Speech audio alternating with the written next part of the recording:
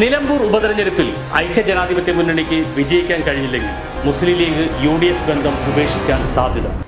കെട്ടുറപ്പും ഐക്യവും നഷ്ടപ്പെട്ട ഐക്യജനാധിപത്യ മുന്നണിയിൽ നിന്നും എങ്ങനെയെങ്കിലും പുറത്തു ചാടാൻ നിൽക്കുകയായിരുന്നു മുസ്ലിം ലീഗ്. നിലമ്പൂർ ഉപതെരഞ്ഞെടുപ്പിന്റെ പരാജയം മുന്നിൽ നിർത്തി UDFൽ നിന്നും പുറത്തേക്ക് പോകാനുള്ള വഴിതെളിയും നിലമ്പൂർ ഉപതെരഞ്ഞെടുപ്പ്.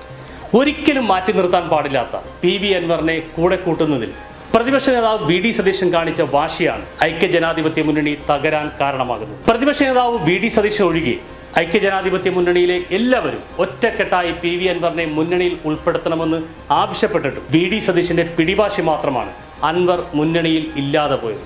M സ്വരാജിനെ പോലെ കരുത്തനായ എതിരാളിയെ നേരിടാൻ വേണ്ടത്ര കഴിവില്ലാത്ത ആര്യാടൻ ഷൗക്കത്തിനെ കളത്തിലിറക്കാൻ സതീശൻ ചേരിക്ക് മാത്രമായിരുന്നു താല്പര്യം. 2026 നടക്കാൻ പോകുന്ന നിയമസഭാ തെരഞ്ഞെടുപ്പിന്റെ സെമി ഫൈനലായി കാണുന്ന നിലമ്പൂർ ഉപതെരഞ്ഞെടുപ്പിൽ UDF ദയനീയമായി പരാജയപ്പെട്ടാൽ അതിന്റെ എല്ലാ ഉത്തരവാദിത്വവും VD സതീശന് മാത്രമായി. PV അൻവറിനെ പോലെ ഒരാളെ UDFന് കിട്ടിയിട്ടും അവസരം കളഞ്ഞു കുളിച്ച VD സതീശ് UDFന്റെ അന്തകനായി മാറുകയാണ്. നേതാക്കൾ മരിച്ചുപോയാൽ അവരുടെ മക്കളെയും കോൺഗ്രസ് കൈവിടില്ല എന്ന സന്ദേശമല്ലാതെ എന്ത് സന്ദേശമാണ് ആര്യാടൻ ഷൗക്കത്തിനെ സ്ഥാനാർത്ഥിയാക്കിയതിലൂടെ കോൺഗ്രസിന് നൽകാനുള്ളത്? കോൺഗ്രസ് അനുയായികൾ ഒന്നടങ്കം VS ജോയിയെ നിർദ്ദേശിച്ചിട്ടും ഇത് അംഗീകരിക്കാതിരുന്നതിലൂടെ ഈ പാർട്ടി അനുയായികളോട് എന്ത് സന്ദേശമാണ് നൽകുന്നത്?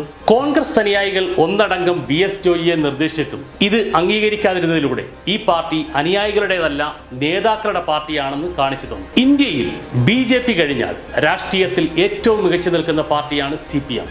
ഇത് VD സതീശന് ഇനിയും മനസ്സിലാക്കാൻ സാധിച്ചിട്ടില്ല.